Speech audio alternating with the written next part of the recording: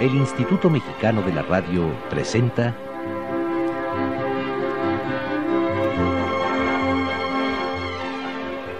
Fans en Carrusel.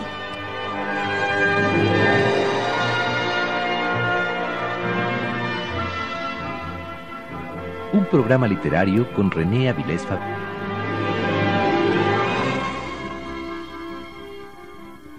Bajo el sol jaguar.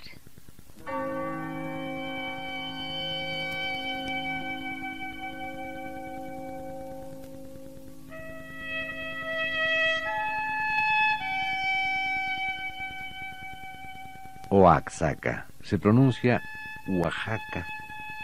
El hotel al que llegamos había sido originalmente el convento de Santa Catalina. Lo primero que notamos fue un cuadro en una salita al bar. El bar se llamaba Las Novicias. El cuadro era una gran tela oscura que representaba a una monja joven y un viejo sacerdote, de pie uno junto al otro, las manos ligeramente separadas del cuerpo, casi rozándose. Figuras más bien rígidas para ser un cuadro del siglo XVIII. Una pintura con la gracia un poco torpe, parte colonial, pero que transmitía una sensación perturbadora, como un espasmo de sufrimiento contenido. Había en la parte inferior del cuadro una larga leyenda, en líneas apretadas de una escritura cursiva, blanco sobre negro. En ella se celebraban devotamente vida y muerte de los dos personajes que habían sido, él el capellán y ella la abadesa del convento. Ella, de familia noble, habrá entrado como novicia a los 18 años. La razón por la cual habían sido retratados juntos era el amor extraordinario. En la piadosa española, la palabra estaba cargada de su aspiración ultraterrena, que uniera durante 30 años a la abadesa y a su confesor. Un amor tan grande, en su haz espiritual, la palabra sublimaba la emoción corporal sin borrarla, que cuando el sacerdote murió, la abadesa, 20 años más joven, en el espacio de un día se enfermó literalmente de amor. En la palabra ardía una verdad en la que todos los significados convergen, para unirse con él en el cielo.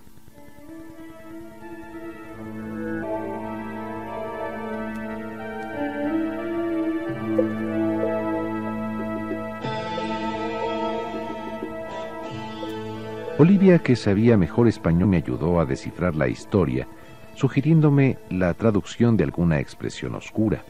Y estas fueron las únicas palabras que cambiamos durante la lectura y después, como si nos encontráramos en presente drama o de una felicidad. Trato de describir lo que yo sentía, la sensación de carencia, de un vacío devorador. Lo que Olivia pensara, como callaba, no ponerlo. Después ella habló. Quisiera comer chiles en nogada. Y con pasos de sonámbulo, como si estuviéramos muy seguros de tocar tierra, nos dirigimos al restaurante. Nuestro viaje por México había empezado hacía ya más de una semana. Pocos días antes, en Tepozotlán, habíamos probado platos preparados siguiendo las antiguas recetas de las monjas. En un momento la idea de las monjas evocó en nosotros los sabores de una cocina elaborada y audaz, como si apuntara a hacer vibrar las notas extremas de los sabores y a acercarlos en modulaciones, acordes y sobre todo disonancias que se impusieran con una experiencia incomparable. Un punto del que no había regreso posible, una posesión absoluta hecha sobre la receptividad de todos los sentidos.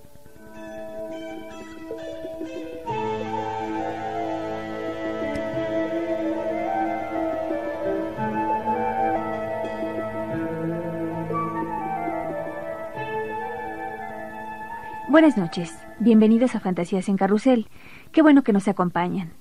En esta ocasión el programa está dado a un hombre fundamental de las letras italianas contemporáneas, cuya influencia se ha dejado sentir con gran fuerza en el resto del mundo. Estamos hablando de Italo Calvino. Calvino nace en 1920 y su vocación artística se manifestó desde los primeros momentos, al igual que sus inclinaciones de luchas políticas que lo llevaron a militar en el Partido Comunista y a formar parte de la resistencia durante la Segunda Guerra Mundial. Entre novelas, cuentos y ensayos, Italo Calvino construye un cuerpo conceptual dotado con infinitas capacidades para el desentrañamiento lingüístico, verbal, conceptual. Todos los movimientos, las manifestaciones, los estados, los perfiles, las ensoñaciones y las experiencias son escrutados por Calvino con las herramientas de la palabra. Para él, todo es verificable, explicable, enunciable, alucinable, descriptible, a partir de los pruritos y matices de la lengua y su imaginación. Sus obras son la demostración de que su sueño de una literatura capaz de narrar la continuidad de las formas y la naturaleza común de las cosas es posible. René, ¿cómo estás? Buenas noches. ¿Qué tal, Rosa Marta? ¿Tú? ¿De qué manera influyen en Ítalo Calvino sus inclinaciones políticas de lucha antifascista y de militancia comunista en la literatura, René? Francamente, no quedé mucho. Aunque Calvino se hace comunista muy pronto y comunista militante, es decir, pertenece al Partido Comunista Italiano, que fue uno de los grandes partidos comunistas de Occidente, uno de los más prestigiados por años. Se mencionaba con insistencia que era el partido más grande del mundo después del de la URSS. Nunca llegó realmente a mezclar la literatura con la política. Considero que Ítalo Calvino pudo desligar siempre la literatura de la política. No cayó en el error de hacer de su literatura algo muy militante, muy activista al servicio de la política, como en los años en que él empieza a escribir, después de la posguerra, después de la Segunda Guerra Mundial. Se da no solo en la Unión Soviética, sino en muchos otros países de Europa Oriental y desde luego también en Europa Occidental. Sin embargo, insisto, Rosa Marta, su literatura prácticamente no tiene nada que ver con la política. Su literatura suele ser fantástica, nostálgica, satírica, pero pocas veces política, abiertamente política. En todo caso hay alegorías, hay simbolismos, pero nunca está de manera muy clara la lucha política inmediata.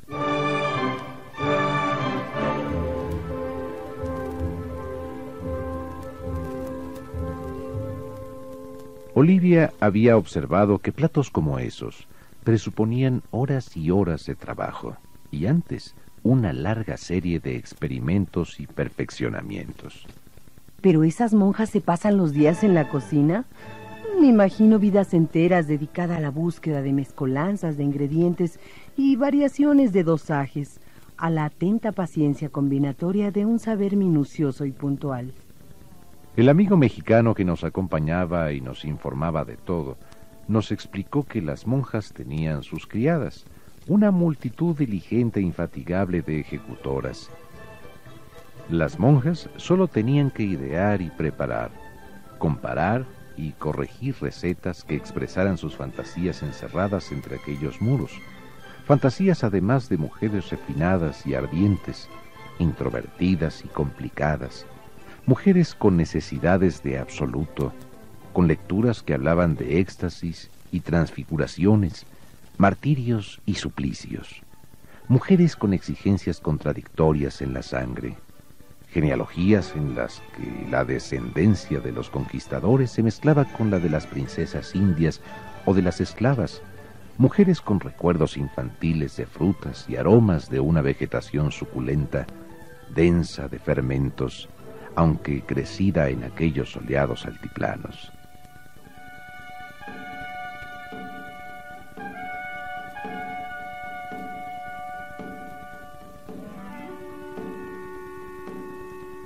Así como el barroco colonial no ponía límites a la profusión de los ornamentos y al lujo por la cual la presencia de Dios era identificada en un delirio minuciosamente calculado de sensaciones excesivas y desbordantes, así la quemadura de las más de 100 variedades indígenas de pimientos, sabiamente escogidos para cada plato, abría las perspectivas de un éxtasis.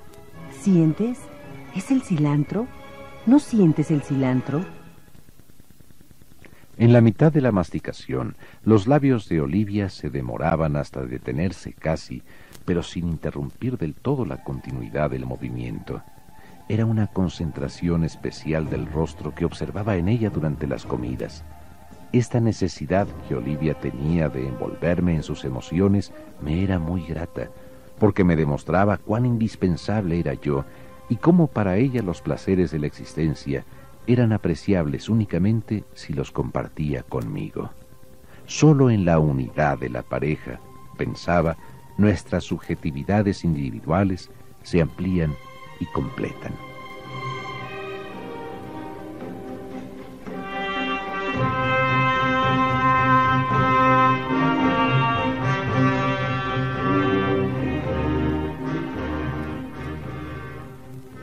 ¿Cómo describirías el estilo literario de Ítalo Calvino, René?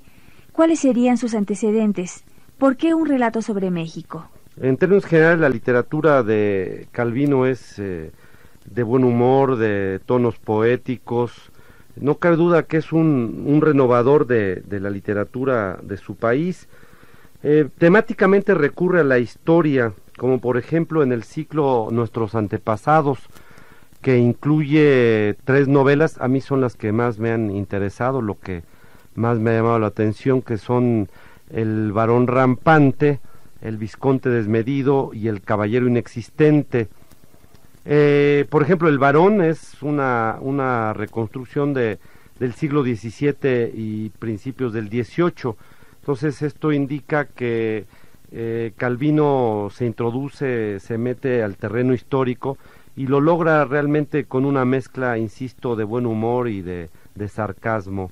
Ahora, ¿por qué México? Yo creo que México ha perdido mucho su personalidad norteamericanizándose como lo ha hecho aceleradamente en los últimos sexenios. Yo creo que es cierto, México ha tenido una tendencia a perder su personalidad. De hecho, desde 1821 México empieza a ver hacia Francia para eliminar a la presencia española. Después del porfirismo y después de la revolución, después de una época de gran afrancesamiento, bueno, pues México mira a Estados Unidos. Sin embargo, creo que todavía lo que resta de gran personalidad que tiene México ha hecho que muchos autores se enamoren del país y lo usen como escenario para sus libros. No es el único, en todo caso quizás sea el menos con autores que han tratado el tema mexicano. O así de entrada, bueno, pues tendríamos que empezar con John Reed, que aunque es un periodista y viene a reportear la Revolución Mexicana, deja páginas notables, deja cuentos maravillosos que el Fondo de Cultura Económica ha publicado. Y también tenemos a un escritor suizo que escribe en alemán, que es Max Frisch. En No soy Stiller hay una larga y detenida, minuciosa recreación de Michoacán. David Herbert Lawrence evidentemente también trabaja el tema México. Jack London, que no sé si haya visitado México, también se apasiona con el país. Y bueno, pues para qué no dejar de lado, a Malcolm Lowry, que escribe Bajo el volcán, que es uno de los grandes clásicos de la literatura sajona de este siglo y que realmente utiliza de manera magistral el tema mexicano. Yo creo que es exactamente lo mismo que ocurre. La personalidad de México es tal que atrae a los escritores europeos o norteamericanos y les proporciona temas para sus libros, para su literatura. Este texto que estamos oyendo, pues no es de lo más significativo de Calvino. Es un texto que llama la atención y bueno, pues indudablemente también es un texto que está hecho con una prosa extraordinaria, pero no hay duda que no es de lo mejor, pero es significativo, insisto, desde esta perspectiva de México, campo mexicano, de estos valores mexicanos que hemos ido perdiendo gradualmente, y como todos los autores que mencioné, hay otros más, escribe y nos deja páginas memorables sobre nuestro país, el México visto por los extranjeros.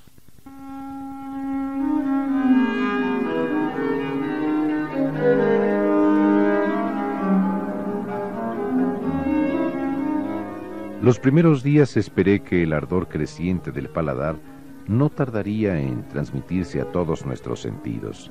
Me equivocaba. Esta cocina era sin duda afrodisíaca. pero en sí y por sí. O sea, estimulaba deseos que buscaban satisfacción solo en la misma esfera de sensaciones en que los habían engendrado. Por lo tanto, comiendo platos nuevos que reanimaran y ampliaran esos mismos deseos. Estábamos, pues, en la mejor de las situaciones para imaginar cómo se habría desenvuelto el amor entre la abadesa y el capellán, un amor que podía haber sido a los ojos del mundo y de los mismos perfectamente casto y al mismo tiempo de una carnalidad sin límites, en esa experiencia de los sabores que alcanzaban mediante una complicidad secreta y sutil. Olivia, más sensible a los matices de la percepción y dotada de una memoria más analítica, donde cada recuerdo permanecía distinto e inconfundible, yo, más inclinado a definir verbalmente y conceptualmente las experiencias, a trazar la línea ideal del viaje que realizábamos dentro de nosotros al mismo tiempo que el viaje geográfico por México. No se puede objetar que el mismo resultado se obtiene frecuentando los restaurantes exóticos de nuestras metrópolis. Estos falsean tanto la realidad de la cocina, que pretenden evocar que desde el punto de vista de la experiencia cognoscitiva, que de ellos se puede extraer, equivalen no a un documental, sino a una reconstrucción de ambiente filmada en un estudio cinematográfico.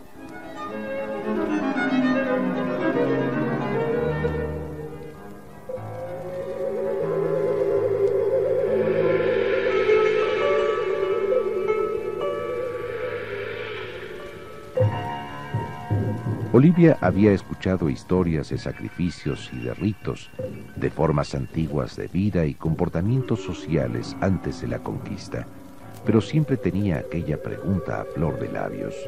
¿Pero cómo era la comida? Si el sacerdote asumía las funciones del dios en los sacrificios, por lo tanto, ¿la víctima era la comida?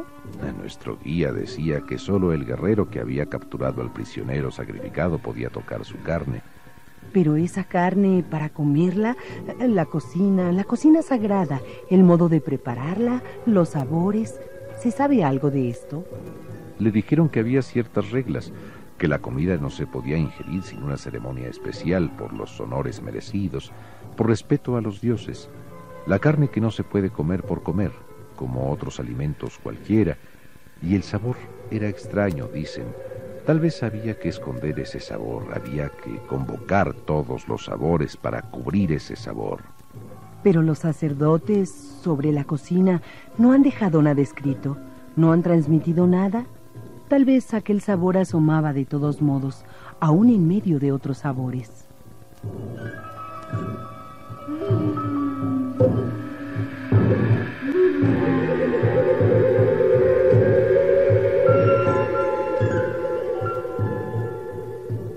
Calvino escribió sobre México. Pero ¿cuál sería, insisto, la visión que Calvino tenía de nuestro país? ¿Qué la diferencia de la visión de otros escritores extranjeros como Malcolm Lowry, D.H. Lawrence, William Burroughs o André Breton, René? Pues yo creo que en todos estos casos que estás mencionando, siempre inalterablemente está la visión del gran artista. Ninguno de ellos viajó a México como un simple turista, como el tipo o la tipa que recorre la República para buscar lo exótico y sorprenderse ante el tequila o lo picante de ciertos guisos mexicanos. Creo que todos ellos buscaron el arte, la profundidad que puede proporcionar un país como México. Ahora, quizás el caso de Breton sea distinto. Él realmente viene a tener, mejor dicho, un encuentro con Trotsky y con Diego Rivera, de donde van a hacer un manifiesto importante sobre arte, un manifiesto que no está tan cercano a los grandes textos surrealistas, y que quizás habla de una distancia que se notaba, que se veía en un autor como Breton. Muchos de los surrealistas terminaron militando en distintos organismos de izquierda. Entonces realmente Breton, más que venir a conocer al país, que le llamaba la atención lo que el arte popular tenía de surrealista, el arte popular mexicano, que tan celosamente guardaban Diego y Frida Kahlo, pues realmente viene a otra situación, viene a ser política y de una alta política, no cabe duda.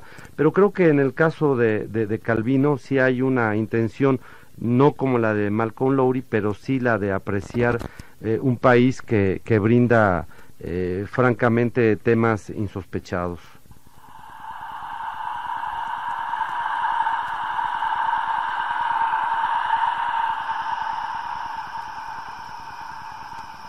A la espera de que cayese la noche, nos sentamos en uno de los cafés abajo de los portales del Zócalo, de la plazoleta cuadrada que es corazón de todas las viejas ciudades de la colonia, verde por los árboles bajos, bien podados, llamados almendros, pero que no se parecen en nada a los nuestros.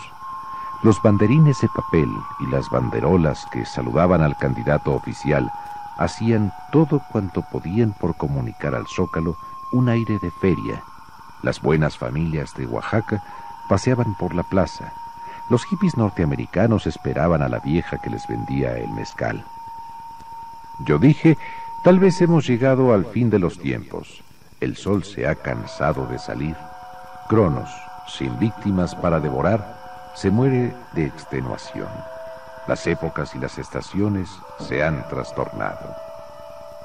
Tal vez la muerte del tiempo solo nos concierne a nosotros que nos desgarramos fingiendo que no lo sabemos, fingiendo que ya no sentimos los sabores. ¿Quieres decir que los sabores, que aquí necesitan sabores más fuertes porque saben, porque aquí comían? Igual que nosotros ahora, solo que nosotros hemos dejado de saberlo. No nos atrevemos a mirar como ellos. Para ellos no había mistificaciones, el horror está allí, delante de sus propios ojos. Comían hasta que no quedaba un hueso con carne y por eso los sabores. ¿Para esconder aquel sabor? Tal vez no se podía, no se debía esconderlo. Si no era como no comer lo que se comía. Tal vez los otros sabores tenían la función de exaltar aquel sabor, de darle un fondo digno, de honrarlo. En aquel momento se asomó a sus labios la lengua húmeda de saliva y enseguida se retrajo, como si estuviera saboreando algo mentalmente. Comprendí que Olivia ya estaba imaginando el menú de la cena. El menú fue sopa de camarones, extremadamente picante, después cabrito asado. Sorprendente en cada bocado, porque los dientes encontraban unas veces un fragmento crujiente, otras algo que se deshacía en la boca. Olivia reanudaba su polémica contra mi temperamento poco comunicativo. ¡Qué aburrido eres! ¡Qué monótono! Estás siempre hundido en ti mismo, incapaz de participar en lo que te rodea, de prodigarte al prójimo sin un movimiento de entusiasmo que nazca jamás de ti, y dispuesto siempre a enfriar el de los demás, desalentador, indiferente, insípido. Puede ser que yo te parezca insípido, pero hay gamas de sabores más discretos y contenidos que la de los pimientos. Hay aromas sutiles que hay que saber captar. La cocina es el arte de dar relieve a los sabores con otros sabores. Pero si la materia prima es insulsa, no hay ningún condimento capaz de realzar un sabor que no existe. Bajo la pérgola de paja de un restaurante a la orilla de un río, donde Olivia me había esperado, nuestros dientes empezaron a moverse lentamente, con ritmo parejo, y nuestras miradas se clavaron la una en la otra con una intensidad de serpientes. Serpientes sumidas en la pasión de tragarnos mutuamente.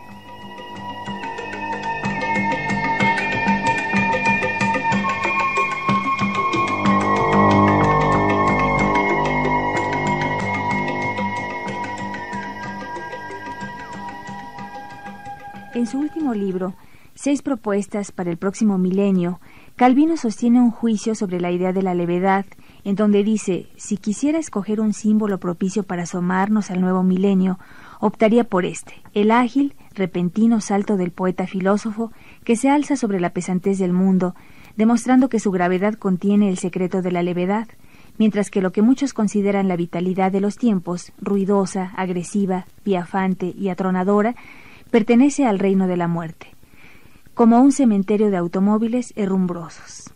¿Qué te dice esta visión, René? Yo creo que es la visión patética desesperanzadora que tienen muchos intelectuales, que tienen muchos artistas sensibles ante el fin de este milenio, que ha sido pues prodigioso y también ha sido fatal. Yo creo que el nuevo milenio, el que pronto tendremos a la vista y del que Calvino quedó muy lejos, ya que murió en 1985, se nos antoja como algo que desea retomar los valores perdidos, ¿sí? Para decirlo con palabras de Proust, para recuperar el tiempo perdido. Es decir, la civilización del siglo XX, la que transformó y arruinó al mismo tiempo al planeta en menos de 100 años, tendrá que ser abandonado. Es decir, el desarrollo que hemos visto surgir y triunfar en los distintos países, el capitalismo que hoy mismo pues es una suerte de capitalismo salvaje que destruye en muy buena medida los recursos, pues hace que no ser solo abandonado, sino buscar nuevas maneras de desarrollo. La metáfora del automóvil, que es el símbolo del arrogante siglo XX, nos permite suponer que en el nuevo milenio no podremos seguir con lo mismo y que habrá que cambiar radicalmente las cosas. Es decir, toda esta industrialización no ha conducido a grandes logros y sí nos ha permitido dejar de lado algo que para Calvino era muy importante y que es visible en esta parte, que es el arte y la filosofía. Gracias, René, por tus comentarios. Espero que nos encontremos aquí mismo en el próximo programa de Fantasías en Carrusel. Buenas noches. Gracias a ti, Rosa Marta.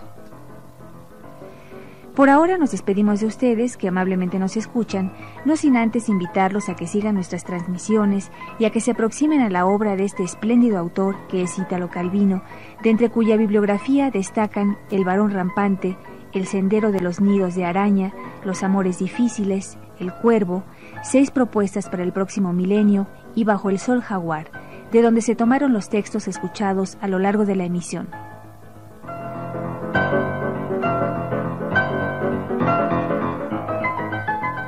La próxima semana les invitamos a acompañarnos en esta misma frecuencia para conocer juntos la obra de Oriana Fallaci. Los esperamos.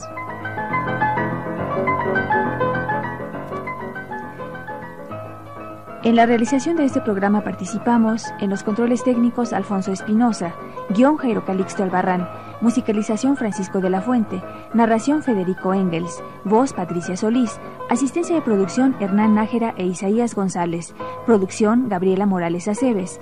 En la conducción les acompañó como cada sábado su amiga Rosa Marta Jasso. Gracias por su compañía y muy buenas noches.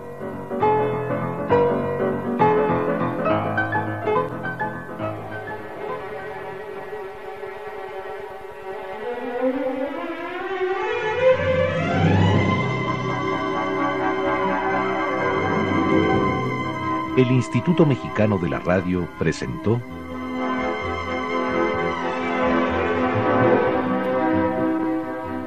Fantasías en Carrusel.